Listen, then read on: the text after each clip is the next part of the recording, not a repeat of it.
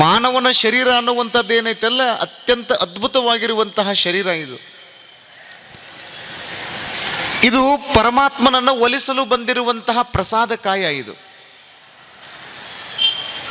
ಪರಮಾತ್ಮನನ್ನ ಸಾಕ್ಷಾತ್ಕಾರ ಮಾಡಿಕೊಳ್ಳಲು ಬಂದಿರುವಂತಹ ಪ್ರಸಾದಕಾಯ. ಇದು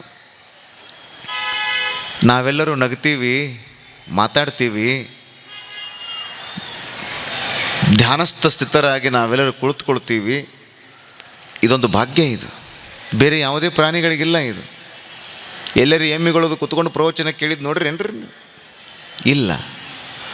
ಆಕಳುಗಳು ಏನಾದರೂ ಕೂತ್ಕೊಂಡು ಪ್ರವಚನ ಕೇಳಿದ್ದು ನೋಡಿರೇನ್ರಿ ನೀವು? ಇಲ್ಲ. ಅಕ್ಕ ಮಹಾದೇವಿ ಏನಂತಾಳಂದ್ರೆ, ಒಂದಲ್ಲ, ಎರಡಲ್ಲ, ಮೂರಲ್ಲ, ನಾಲ್ಕಲ್ಲ, 84 ಲಕ್ಷ ಜೀವರಾಶಿಗಳಲ್ಲಿ ಬಂದೇ ಬಂದೆ, ಬಾರದ ಭವಂಗಳ ನುಂಡೆ ನುಂಡೆ, ಹಿಂದಿನ ಜನ್ಮ ಏನಾದರಾಗಲಿ ಮುಂದೆ ನೀ ಕರುಣಿಸು ಚನ್ನಮಲ್ಲಿಕಾರ್ಜುನ ಅಂತ ಹೇಳ್ತಾಳೆ. 84 ಲಕ್ಷ ಜೀವರಾಶಿಗಳಲ್ಲಿ ಯಾವ ಪ್ರಾಣಿಯೂ ಕೂಡ ನಗುವುದಿಲ್ಲ. ನೀವು ಎಮ್ಮಿಗೆ ಮೇವು ಹಾಕಕ್ಕೆ ಹೋದಾಗ ನಗ್ತೈತೇನ್ರಿ? ಎಮ್ಮಿ ನಗಂಗಿಲ್ಲ. ನಿಮ್ಮ ಜೊತೆ ಮಾತಾಡ್ತದೆ ಏನದು? ಮಾತಾಡಂಗಿಲ್ಲ. ನಿಮಗೆ ಏನಾದರೂ ಹೇಳಕ್ಕೆ ಪ್ರಯತ್ನ ಪಡ್ಬೋದು ಅದು, ಆದರೆ ಮಾತುಗಳು ಅದಕ್ಕೆ ಬರಂಗಿಲ್ಲ. ಮಾತನಾಡುವಂತಹ ವಿಶೇಷ ಕಲೆ ಇರುವಂಥದ್ದು ಮನುಷ್ಯನಿಗೆ ಮಾತ್ರ. ನಗುವಂತಹ ವಿಶೇಷವಾಗಿರುವಂತಹ ಸೌಲಭ್ಯ ಮನುಷ್ಯನಿಗೆ ಮಾತ್ರ ಅದ. ಈ ಮಾನವ ಜನ್ಮ ಸಾರ್ಥಕ ಆಗಬೇಕಾಗಿತ್ತಂದ್ರೆ ಏನು ಮಾಡೋದಪ್ಪ? ಏನೂ ಮಾಡಬೇಕಾಗಿಲ್ಲ. ಇನ್ನೊಬ್ಬರ ಕಣ್ಣೀರನ್ನು ಒರೆಸ್ರಿ, ಪರಹಿತವನ್ನು ಬಯಸ್ರಿ ಅಂತ ಹೇಳ್ತಾರೆ. ನಿಜಗುಣ ಶಿವಗಳಿಗೇನಂದ್ರು, ಕೆಡುವ ಶರೀರದ ಸಫಲತೆ ಯಾವುದು? ಪ್ರಶ್ನೆ ಕೇಳಿ ಉತ್ತರ ಹೇಳ್ತಾರೆ, ಪರಹಿತ. ಕೆಟ್ಟು ಹೋಗುವಂತಹ ಈ ಶರೀರದ ಸಾರ್ಥಕತೆ ಯಾವಾಗ ಆಗ್ತದೆ ಅಂದರೆ, ಇನ್ನೊಬ್ಬರ ಕಣ್ಣೀರನ್ನು ಒರೆಸಿದಾಗ, ಇನ್ನೊಬ್ಬರ ಹಿತವನ್ನು ಬಯಸಿದಾಗ. ಅದಕ್ಕೆ ಶರಣರು ಒಂದು ಧ್ಯೇಯ ವಾಕ್ಯವನ್ನು ಹೇಳಿದರು, ಸಕಲ ಜೀವಾತ್ಮರಿಗೆ ಲೇಸಾಗಲಿ. ಎಷ್ಟು ಚೆನ್ನಾಗದ ನೋಡ್ರಿ ಮಾತದು. ಕೇವಲ ಮನುಷ್ಯರಿಗೆ ಲೇಸಾಗಲಿ ಅಲ್ಲ, ಎಲ್ಲರಿಗೂ ಒಳ್ಳೆಯದಾಗಲಿ ಅಂತ ಬಯಸಿದರು. ಇದು ಒಂದಲ್ಲ ಒಂದಿನ ಬಿದ್ದು ಹೋಗ್ತದೆ ಶರೀರ, ಒಂದಲ್ಲ ಒಂದಿನ ಪಂಚಮಹಾಭೂತಗಳಲ್ಲಿ ಲೀನಾಗಿ ಹೋಗ್ತದೆ. ಇದರ ಸಾರ್ಥಕತೆ ಆಗುವುದು ಪರಹಿತವನ್ನು ಬಯಸಿದಾಗ. ಚನ್ನಬಸವಣ್ಣವರು ಒಂದು ಭಾಳ ಚಂದ ವಚನ ಹೇಳ್ತಾರೆ. ಯಾರ್ರೀ? ಚನ್ನಬಸವಣ್ಣನವರು 12ನೇ ಶತಮಾನದಲ್ಲಿ ಅನುಭವ ಮಂಟಪದಲ್ಲಿ ನಡೀತಾ ಇರುವಂತಹ ಎಲ್ಲ ವಚನಗಳಿಗೆ ಅಂಕಿತ ಮುದ್ರೆಯನ್ನು ಒತ್ತುವಂತಹ ಅದ್ಭುತವಾದ ಜ್ಞಾನಿಗಳು ಯಾರು ಅಂದರೆ ಚನ್ನಬಸವಣ್ಣ. ಅವರಂತಾರೆ, ಗಂಡ ಬೇರುಂಡವೆನ್ನುವ ಪಕ್ಷಿಗೆ ತಲೆ 2, ದೇಹ 1. ಗಂಡ ಬೇರುಂಡವೆಂಬ ಪಕ್ಷಿಗೆ ತಲೆ 2, ದೇಹ 1. ಒಂದರ ಬಾಯಲ್ಲಿ ಹಾಲ ನೆರೆದು ಮತ್ತೊಂದರ ಬಾಯಲ್ಲಿ ವಿಷವ ನೆರೆದರೆ ಆ ಪಕ್ಷಿ ಮರಣವಪ್ಪಲ್ಲದೆ ಜಯವಪ್ಪುದೇ ಅಯ್ಯ. ಎಷ್ಟು ಚಂದ ಹೇಳ್ತಾರೆ ನೋಡ್ರಿ. ಗಂಡ ಬೇರುಂಡ ಪಕ್ಷಿ ನೋಡ್ರಿ ಏನ್ರಿ? ಯಾರ್ರಿ ನೀವು ತಾಯಂದಿರು? ನೀವು ಮೊದಲು ನೋಡ್ಬೇಕ್ರಿ ಅದನ್ನು. ಈಗಂತೂ ಇಲ್ಲದು, ಅಳಿವಿನ ಅಂಚಿಗೆ ಬಂದಲ್ಲ, ಹೋಗಿಬಿಟ್ಟದ, ವಿನಾಶ ಆಗಿ ಹೋಗಿಬಿಟ್ಟದ ಅದು. ಆದರೂ ನೀವು ನೋಡಬಹುದು ಆ ಚಿತ್ರವನ್ನು. ಈ KSRTC ಬಸ್ ಹತ್ತಿರಲ್ಲ, ಈಗಂತೂ ನಿಮ್ಮದೇ ಐತಿ ಸುದ್ದಿ. ಬೆಕ್ಕದಲ್ಲಿ ಹೋಗ್ರಿ ನೀವು, ಕರ್ನಾಟಕದಾದ್ಯಂತ ಈಗ 2-3 ವರ್ಷ ಆಯ್ತು, ಈಗ ನಿಮ್ಮನ್ನು ಹಿಡ್ದವ್ರು ಯಾರಿಲ್ಲ. ಮೊದಲಿಗೆ ಎಲ್ಲರಿಗೂ ಫ್ರೀ ಫ್ರೀ ಫ್ರೀ ಗ್ಯಾರಂಟಿ, ಎಲ್ಲರಿಗೂ ಫ್ರೀ, ನನಗೂ ಫ್ರೀ, ನಿಮಗೂ ಫ್ರೀ ಅಂತ ಎಲ್ಲರಿಗೂ ಫ್ರೀ ಕೊಟ್ಟರು. ಕರ್ನಾಟಕ ಘನ ಸರ್ಕಾರದವರು ತಾಯಂದಿರಿಗಾಗಿ ವಿಶೇಷವಾಗಿರುವಂತಹ ಒಂದು ಸೌಲಭ್ಯವನ್ನು ಕೊಟ್ಟರು. ಆರಾಮಾಗಿ ಅಡ್ಡಾಡ್ರಿ ಅಂಥೇಳಿ. ನೀವು ಎಷ್ಟು ಅಡ್ಡಾಡಕತ್ರಿ ಅಂದರೆ, ಧರ್ಮಸ್ಥಳದ ವೀರೇಂದ್ರ ಹೆಗ್ಗಡೆ ಅವ್ರ ಕೈ ಮುಗಿದಂದರು, ಧರ್ಮಸ್ಥಳಕ್ಕೆ ಯಾರೂ ಬರಕ್ಕೆ ಹೋಗಬೇಡ್ರಿ, ನಿಮಗೆ ಮೂಲಭೂತ ಸೌಕರ್ಯವನ್ನು ಕೊಡಕ್ಕೆ ನಮಗೆ ಆಗ್ತಾ ಇಲ್ಲ, ಎಲ್ಲ ಬಸ್ಗಳು ಧರ್ಮಸ್ಥಳಕ್ಕೆ ಹೊಂಟೋರಿ. ನೀವು ಎಲ್ಲರೂ ಬುತ್ತಿ ಕಟ್ಕೊಳ್ಳೋದೈತಿ, ಹೋಗೋದೈತಿ, ಆಧಾರ್ ಕಾರ್ಡ್ ತೊಗೊಳೋದೈತಿ, ಹೋಗೋದೈತಿ. ಎಷ್ಟು ಪ್ರಮಾಣದೊಳಗೆ ಹೊಂಟು ಬಿಟ್ರಿ ಅಂದರೆ ಅಲ್ಲಿ ಎಲ್ಲ ಭಾಳ ಗದ್ದಲ ಗೊಂದಲ ಧರ್ಮಸ್ಥಳದಲ್ಲಿ. ಈ KSRTC ಬಸ್ ಹತ್ತಿರಲ್ಲ, KSRTCಯ ಲಾಂಛನ ಯಾವುದು ಗೊತ್ತದ ನಿಮಗೆ? ನೋಡಿರೇನ್ರಿ ಲಾಂಛನ? ಕರ್ನಾಟಕ ರಸ್ತೆ ಸಾರಿಗೆ ನಿಗಮ ಸಂಸ್ಥೆಯ ಲಾಂಛನ ಲೋಗೋ ಯಾವುದು ಅಂದರೆ ಗಂಡ ಬೇರುಂಡ ಪಕ್ಷಿ. ನೋಡಿರೇನ್ರಿ?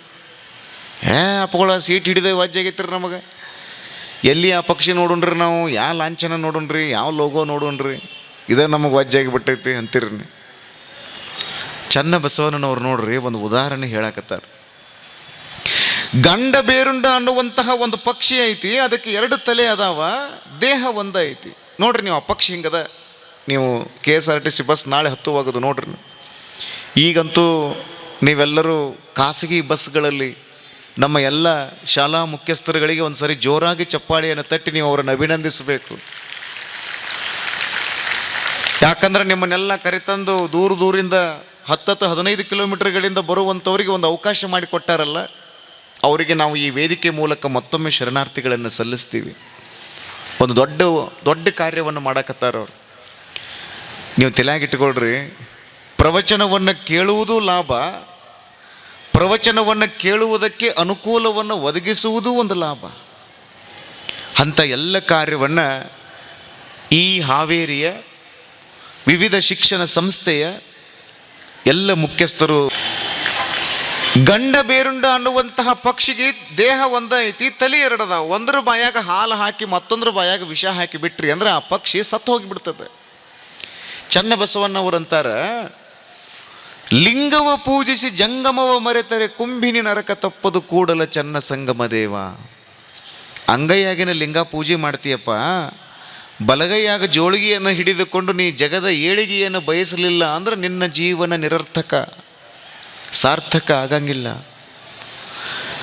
ಹಂಗ ಅಂಗೈಯೊಳಗ ಎಡಗೈಯೊಳಗ ಲಿಂಗವನ್ನು ಪೂಜಿಸಿ ಪೂಜಿಸಿ ಪೂಜಿಸಿ ತಾವೇ ಲಿಂಗವಾದರೂ ಬಲಗೈಯಿಂದ ಜೋಳಿಗೆಯನ್ನು ಹಿಡಿದು ಜಗದ ಏಳಿಗೆಯನ್ನು ಬಯಸಿರುವಂತಹ ಅಪರೂಪದ ಯೋಗಿಗಳು ಅಂದರೆ ಹಾವೇರಿಯ ಶಿವಬಸವ ಮಹಾಸ್ವಾಮಿಗಳು, ಶಿವಲಿಂಗ ಮಹಾಸ್ವಾಮಿಗಳು. ಎಡಗೈಯಾಗಿನ ಇಷ್ಟಲಿಂಗವನ್ನು ಹಿಡಿದು ಆರಾಧನೆಯನ್ನು ಮಾಡಿ ತಮ್ಮ ಆತ್ಮ ಕಲ್ಯಾಣವನ್ನು ಸಾಧಿಸಿದರು. ಕೇವಲ ಆತ್ಮ ಕಲ್ಯಾಣವನ್ನು ಸಾಧಿಸಿದರೆ ನಡೆಯುವುದಿಲ್ಲ, ಸಮಾಜ ಕಲ್ಯಾಣವನ್ನು ಸಾಧಿಸಬೇಕು ಅಂತ ಹೇಳಿ ಒಂದು ಅದ್ಭುತವಾದ ಪರಂಪರೆಯನ್ನು ಇಲ್ಲಿ ನಿರ್ಮಾಣ ಮಾಡಿದರು. ಎಂಥ ಪರಂಪರೆ, ಎಂಥ ಇತಿಹಾಸ, ಎಷ್ಟು ಚಂದದ ನೋಡ್ರಿ. ಅವ್ರು ಅವಾಗ ಅಷ್ಟು ಚಲೋ ಕೆಲಸ ಮಾಡ್ಯಾರಂಥೇಳಿ ನೀವೆಲ್ಲ ಇಲ್ಲಿ ಬರ್ತೀರಿ, ಕಾರ್ಯಕ್ರಮದೊಳಗೆ ಕೂತ್ಕೋತೀರಿ, ಹೃದಯ ತುಂಬಿ ಚಪ್ಪಾಳೆ ತಟ್ತೀರಿ, ಹೃದಯ ತುಂಬಿ ಪ್ರಸಾದವನ್ನು ಸ್ವೀಕಾರ ಮಾಡ್ತೀರಿ, ವೇದಿಕೆ ಮೇಲೆ ಬಂದಿರುವಂತಹ ಎಲ್ಲ ಸೇವಾರ್ಥಿಗಳಿಗೆ ಗೌರವವನ್ನು ಸಲ್ಲಿಸ್ತೀರಿ ಅಂದರೆ ನನ್ನ ದೃಷ್ಟಿಯಲ್ಲಿ ನಿಮ್ಮ ಬದುಕಿನ ಸಾರ್ಥಕ ಕ್ಷಣ ಯಾವುದು ಅಂತ ನಿಮ್ಮನ್ನು ಯಾರಾದರೂ ಕೇಳಿದರು ಅಂತಂದರೆ ನೀವು ಬೇರೆ ಏನೂ ಹೇಳಬಾರ್ದು. ನೀವೇನು ಹೇಳಬೇಕು ಅಂದರೆ ಹಾವೇರಿ ಹುಕ್ಕೇರಿ ಮಠದ ಕಾರ್ಯಕ್ರಮ ನಡೀತು, ಸುವರ್ಣ ಮಹೋತ್ಸವ ಕಾರ್ಯಕ್ರಮ ನಡೀತು, ನಮ್ಮ ಕೈಲಾದಷ್ಟು ನಾವು ಸಹಾಯ ಮಾಡಿ ಯಾರ್ಯಾರು ವೇದಿಕೆ ಮೇಲೆ ಬರ್ತಾರಲ್ಲ ಅವ್ರ ಮಾತುಗಳನ್ನು ಕೇಳಿ ಚಪ್ಪಾಳೆ ತಟ್ಟಿದ್ದೀವಿ ಅನ್ನುವಂಥದ್ದು ಏನೈತೆಲ್ಲ, ಇದು ನಿಮ್ಮ ಅದ್ಭುತವಾಗಿರುವಂಥ ಒಂದು ಭಾಗ್ಯ, ಇದು ಸಾರ್ಥಕತೆ, ಇದು ಭಾಳ ಚಂದ. ಇದು ಇನ್ನು ಶಾಂತ ಆಗ್ರಿ. ನೀವಿಷ್ಟು ಸೆಟಲ್ ಆಗೋವರೆಗೂ ನನಗೆ ಲಕ್ಷ್ಯಕ್ಕೆ ಬರೋಂಗೇ ಇಲ್ಲ. ಅದು ಅಲ್ಲಲ್ಲಿ ನೀವು ಅಡ್ಡಾಡೋದು ಹಿಂಗೆ ಮಾಡಬಾರ್ದು, ಶಾಂತ ಆಗಿ ಬಿಡಬೇಕು. ಅಲ್ಲಿ ಹಿಂದೆ ಎಷ್ಟು ಶಾಂತಿ ಇರಬೇಕು ಅಂದರೆ 10,000 ಜನ ಇದ್ರೂ ಕೂಡ ಶಾಂತವಾಗಿಯೇ ಕೇಳಬೇಕು. ಈ ಕಂಪೌಂಡ್ ದಾಟಿ ಹೊರಗೆ ಹೋದ ಮೇಲೆ ನೀವು ಮಾತಾಡೋದು ಶಾಂತಿ. ಎಲ್ಲ ಕಡೆಗೂ ಭಾಳ ಚಿಂತೆ ಐತೆ ಅಂತೇಳಿ ಇಲ್ಲಿ ಬಂದು ಶಾಂತಿ ಹುಡುಕಾಡಕ್ಕೆ ನೀವು ಬರ್ತೀರಿ, ಇಲ್ಲೇ ಗದ್ದಲ ಹಾಕ್ಬಿಟ್ರಿ ಅಂದ್ರೆ ಶಾಂತಿಯಲ್ಲಿ ಹುಡುಕಾಡೋದ್ರಿ ಸಿಗಂಗಿಲ್ಲ. ಎಷ್ಟು ಚಂದದ ನೋಡ್ರಿ ಫಿಲಾಸಫಿ. ಬಸವಣ್ಣವ್ರಂದರು, if a hunter brings a rabbit from forest people would buy it for money, even if it is a corpse of a ruling king nobody would buy it. Man's life is less than rabbit. Man's life ಅನ್ನುವಂಥದ್ದು ಏನೈತಲ್ಲ, ಇದಕ್ಕೆ worth ಏನಿದೆ? ಇದು ಏನಿಲ್ಲ. ಬಸವಣ್ಣವ್ರು ಏನಂದರು, ವ್ಯಾಧ ನೊಂದು ಮೊಲನ ಹಿಡಿದು ತಂದರೆ, ಒಬ್ಬ ಬೇಟೆಗಾರ ಕಾಡಿಗೆ ಹೋಗಿ ಒಂದು ಮೊಲವನ್ನು ಬೇಟೆಯಾಡಿ ತಂದು ಇಟ್ಟ ಅಂದರೆ ಮಾರುಕಟ್ಟೆಯೊಳಗೆ ಮಾಂಸವನ್ನು ತಿನ್ನುವಂತಹ ಜನ ತಾ ಮುಂದೆ ಅಂದು ತಗೊಳ್ತಾರೆ. If a hunter brings a rabbit from forest people would buy it for money, even if it is a corpse of a ruling king nobody would buy it. ಈ ರಾಜ್ಯದ ರಾಜನ ಹೆಣ ಇದೆ, ಅದನ್ನು ಮಾರಾಟಕ್ಕೆ ಇಟ್ಟಿವಿ, ಯಾರಾದರೂ ತೆಗೆದುಕೊಳ್ಳ್ರಿ ಅಂದ್ರೆ ನೀವು ತಗೋತೀರೇನ್ರಿ? ಯಾವಾಗೂ ತೆಗೆದುಕೊಳ್ಳಂಗಿಲ್ಲ ನಾವು. ಅದೇ ಒಂದು ಮೊಲವನ್ನು ತೆಗೆದುಕೊಂಡು ಬಂದು ಮಾರುಕಟ್ಟೆಯಲ್ಲಿ ಇಟ್ಟರೆ ಮಾಂಸವನ್ನು ತಿನ್ನುವಂತಹ ಜನ ತೆಗೆದುಕೊಳ್ತಾರ. ಈ ರಾಜ್ಯದ ರಾಜನ ಹೆಣ ಐತಿ, ಇದನ್ನು ತೆಗೆದುಕೊಂಡು ಹೋಗ್ರಿ ಅಂದ್ರೆ ನೀವು ಯಾರೂ ತೆಗೆದುಕೊಂಡು ಹೋಗಂಗಿಲ್ಲ. ರೊಕ್ಕ ಕೊಟ್ಟು ಬೇಡ, ಒಂದು ಅಡಿಕೆ ಕೊಟ್ಟರೆ ವೈರಿ ಅಂತ ತಿಳ್ಕೊಂಡು ಬೋರ್ಡ್ ಹಚ್ಚಿದ್ರೂ ಕೂಡ ನೀವು ಯಾರೂ ತೆಗೆದುಕೊಂಡು ಬರಂಗಿಲ್ಲ. ಹಾಗಾದರೆ ಮೊಲ ಶ್ರೇಷ್ಠನೋ ಏನು ಮನುಷ್ಯ ಶ್ರೇಷ್ಠನೋ? ಇದು ಪ್ರಶ್ನೆ. Man's life is less in worth than that of a rabbit. Have faith in Kudala Sangama Deva. ಎಷ್ಟು ಚೆನ್ನಾಗಿದೆ ನೋಡ್ರಿ, ಚೆನ್ನಾಗಿದೆ. ಮನುಷ್ಯ ಜೀವನ ಯಾವಾಗ ಸಾರ್ಥಕ ಆಗ್ತೈತಪ್ಪ? ಇದು ಯಾವಾಗ ಸಾರ್ಥಕ ಆಗ್ತದೆ ಅಂದರೆ ನೀವು ದೇವರನ್ನು ನಂಬಿದಾಗ. ಇದು ಯಾವಾಗ ಸಾರ್ಥಕ ಆಗ್ತದೆ ಅಂದರೆ ಇನ್ನೊಬ್ಬರ ಕಣ್ಣೀರನ್ನು ಒರೆಸಿದಾಗ.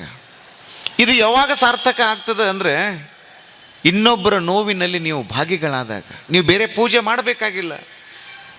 ಒಬ್ಬ ಧಾರ್ಮಿಕ ವ್ಯಕ್ತಿಯಾಗಿ ಒಂದು ಧಾರ್ಮಿಕ ಕೇಂದ್ರದಲ್ಲಿ ಕುಳಿತುಕೊಂಡು ಅತ್ಯಂತ ಪ್ರಜ್ಞಾವಂತಿಕೆಯಿಂದ ನಾ ಆ ಮಾತನ್ನು ಹೇಳೋದು, ನೀವ್ಯಾರೂ ತಾಸುಗಟ್ಟಲೆ ಪೂಜೆ ಮಾಡಿಕೊಳ್ಳುವಂತಹ ಅವಶ್ಯಕತೆ ಇಲ್ಲ. ನೀವ್ಯಾರೂ ಬಹಳ ದೊಡ್ಡ ಪ್ರಮಾಣದಲ್ಲಿ ಪೂಜಾ ಕೈಂಕರ್ಯವನ್ನು ನೆರವೇರಿಸಬೇಕು ಅನ್ನುವಂತಹ ಪ್ರಮೇಯ ಇಲ್ಲ. ಡೆಫಿನೆಟ್ಲಿ ಇಲ್ಲ, ಖಂಡಿತವಾಗಿಯೂ ಇಲ್ಲ. ಹಾಗಾದ್ರೆ ಅಪ್ಪರು ನಾವು ಏನು ಮಾಡೋಣ್ರಿ ಅಂತ ನೀವು ಯಾರಾದರೂ ಪ್ರಶ್ನೆ ಕೇಳಿದ್ರಿ ಅಂದರೆ ನೀವು ಪೂಜಾ ಮಾಡೋಕ್ಕೆ ಹೋಗಬೇಡ್ರಪ್ಪ. ಇನ್ನೊಬ್ಬರ ಕಣ್ಣೀರನ್ನು ಒರೆಸಿಬಿಟ್ರಿ ಅಂದರೆ ಪೂಜಾ ಮಾಡಿದಷ್ಟು ಶಕ್ತಿನ ನಿಮಗೆ ಬಂದು ಬಿಡ್ತೈತಿ ಅನ್ನುವಂತಹ ಒಂದು ನಂಬಿಕೆಯೊಳಗೆ ನೀವು ಕೆಲಸ ಮಾಡಬೇಕು. ಇಷ್ಟ ಐತಿ ಜೀವನ.